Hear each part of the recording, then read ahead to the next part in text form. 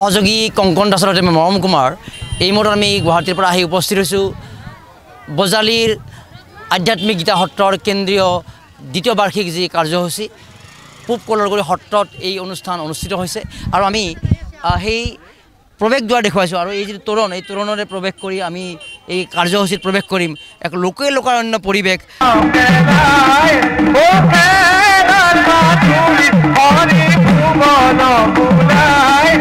আৰু বজালীত সত্ৰাধিকাৰ লেখক শান্তিৰ সাধক শান্তিবান সাধক মথুৰামোহন তালুকদাৰ ডাঙৰীয়াৰ নেতৃত্বত বিগত কেইবা দশক জুৰি যি শান্তিৰ চৰ্চাৰ এক বিশেষ বাট মুকলি কৰা হৈছে আৰু সেই বাটে বজালীৰ পৰা বিশ্বমুখী শান্তিৰ এক ধাৰণা বিয়পাই দিছে আৰু আজি তেনে এক ধাৰণা বিয়পাই দ্বিতীয় বাৰ্ষিক কেন্দ্ৰীয় গীতা জয়ন্তী মহোৎসৱ অনুষ্ঠিত হৈছে পূব কলৰবাৰী সত্ৰত আৰু বজালী আধ্যাত্মিক গীতা সত্ৰৰ এই অনুষ্ঠানে নিশ্চিতভাৱে বজালীৰ পৰা বিশ্বমুখী শান্তিৰ আন এক বাৰ্তা বিয়পাৰিবলৈ সক্ষম হ'ব। ইতিমধ্যে আমি আমাৰ ডেমক্ৰেচি লাইভৰ জৰিয়তে সেই দৃশ্য দেখুৱাইছোঁ, সহযোগী কংকনে দেখুৱাব যে এক লোকাৰণ্য পৰিৱেশ। ইতিমধ্যে এই সভাত বিশিষ্ট গান্ধীবাদী হেম ভাই পুৰন্দৰ বৰুৱা ডাঙৰীয়া তেওঁলোকৰ সুন্দৰ ভাষণে জীৱন সম্পৰ্কীয় বহু ভাষণে বহুতক উৎসাহিত কৰিছে আৰু আধ্যাত্মিকতাৰ জৰিয়তে কেনেদৰে আমি আমাৰ জীৱনৰ প্ৰকৃত ৰহস্যৰ সন্ধান পাব পাৰোঁ আৰু কেনেদৰে আমি বস্তুবাদী চিন্তাৰ পৰা আঁতৰি আহি কেনেদৰে আমি লাহ বিলাসৰ জীৱনৰ প্ৰকৃত বিষয় বুলি নাভাবি বস্তুবাদী চিন্তাৰ পৰা আঁতৰি আমি জীৱনৰ প্ৰকৃত সুখ আহৰণৰ বাবে আধ্যাত্মিকতাৰ চৰ্চাৰ জৰিয়তে পাব পাৰোঁ সেই কথা হেম ভাই পুৰন্দৰ বৰুৱা মথুৰামোহন তালুকদাৰ ডাঙৰীয়াৰ আজি বক্তব্যৰ জৰিয়তে প্ৰকাশ পাইছে আৰু আমি নিশ্চিতভাৱে এই ধৰণৰ অনুষ্ঠানক আমি কেৱল ধাৰ্মিক অনুষ্ঠান তেনেকুৱা এটা কথাতে আলোচনা নকৰি ই যে আমাৰ জীৱনৰ প্ৰতিটো খোজৰ বাবে উপকাৰত আহিব পাৰে এই কথা আমি উপলব্ধি কৰিব লাগিব। আধ্যাত্মিকতাৰ আমি চৰ্চা কৰিব লাগিব, কিন্তু কথা সেইটোৱে আধ্যাত্মিকতাৰ চৰ্চাৰ সমান্তৰালভাৱে আমি এই কথা বুজি পাব লাগিব যে আধ্যাত্মিকতাৰ চৰ্চা আমি কিয় কৰিছোঁ, কাৰণ আধ্যাত্মিকতাৰ চৰ্চাৰ জৰিয়তে আমি আমাৰ জীৱনটোৰ প্ৰকৃত বিশালতা উপলব্ধি কৰিব পাৰোঁ আৰু জীৱনৰ প্ৰকৃত বিশালতা উপলব্ধি কৰিবলৈ আমি এই আধ্যাত্মিক চৰ্চা কৰিব লাগিব।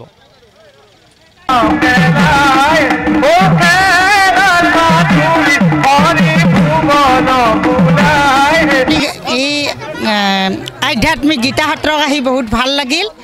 আপোনালোক সকলোৰে সহায় সহযোগ আৰু ইমান মানুহৰ সমাৱেশ দেখি অতিকে আনন্দিত হৈছোঁ।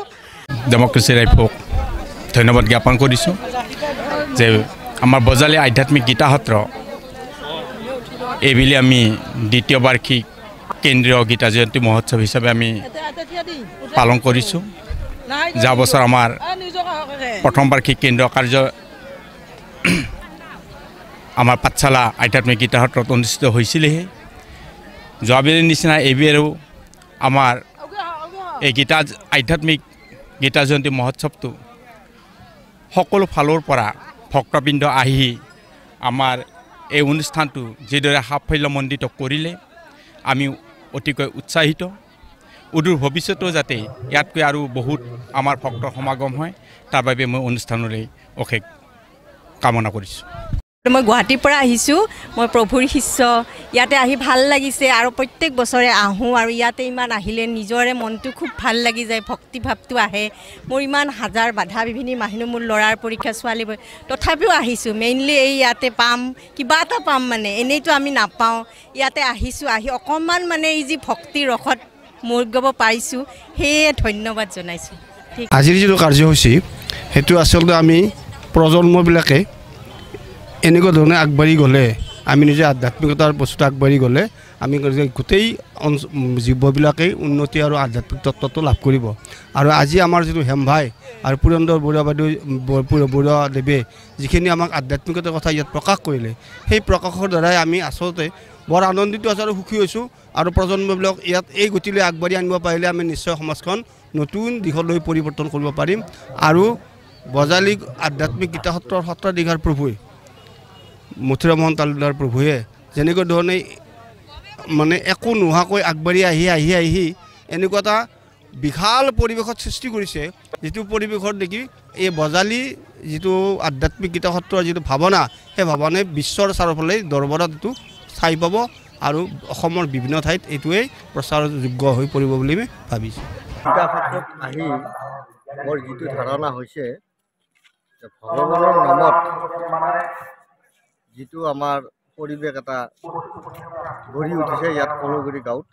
খুব ভাল লাগিছে মোৰ আহি, মই খুব অশেষ শান্তি পাইছোঁ আৰু গোটেই মানুহৰ এটা ভগৱানৰ প্ৰতি মনোভাৱ এটা আজি আহি পৰিছে। এটা ভাল লগা পৰিৱেশ হৈছে। এই গীতাসত্ৰখন আজি আৰম্ভ হোৱাৰ বহু বছৰে হ'ল। আগতে এখন গৰখীয়া থান বুলি প্ৰকাশিত হৈছিল, আজিকালি গীতাসত্ৰ বুলি প্ৰকাশিত হৈছে। গতিকে ইয়াতে আৰু বহুত সমাজ আহে, বহুতৰ পৰা বহুতে আহে, আহি ইয়াতে নাম প্ৰসংগ কৰে, আমিও কৰোঁ। বাহিৰৰ পৰা আহে, আহি নাম প্ৰসংগ কৰে, এনেকৈ চলি আছে আৰু।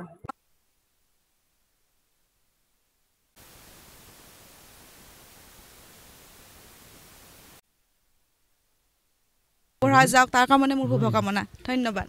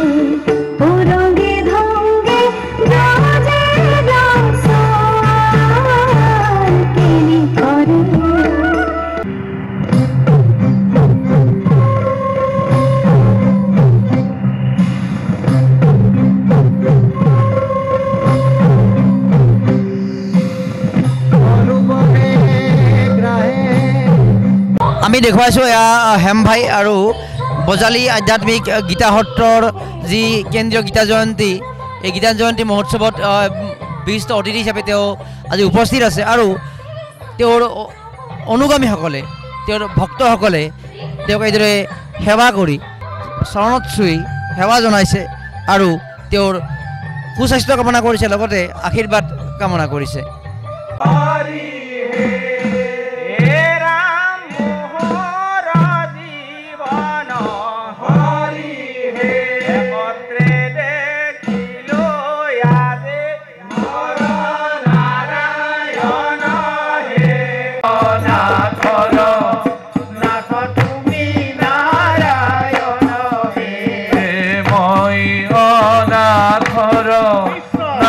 তুমি নারায়ণ হে ময়নাথর ওলবিয়ে গুরু শরণে লাগো ও রাম রাম রাম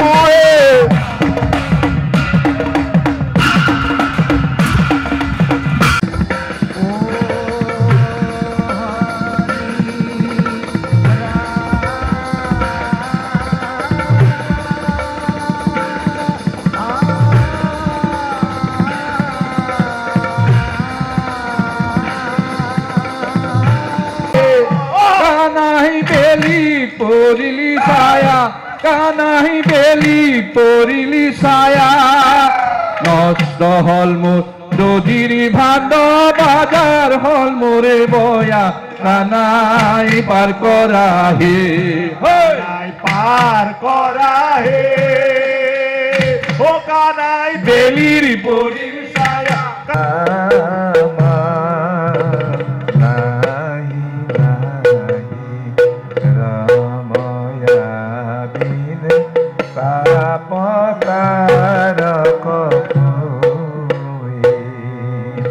জানা হরি নাম শংকৰে ৰচিলা ডাকি বোলা ৰাম ৰাম শংকৰে ৰচিলা ডাকি বোলা ৰাম ৰাম। বিলাক কৰাৰ লগে লগে আহি যাব কৈলাশ তালুকদাৰ, মহানন্দ তহবিলদাৰ, অনুপ তালুকদাৰ, সুৰজিৎ তালুকদাৰ, দীপাংকৰ ৰয়,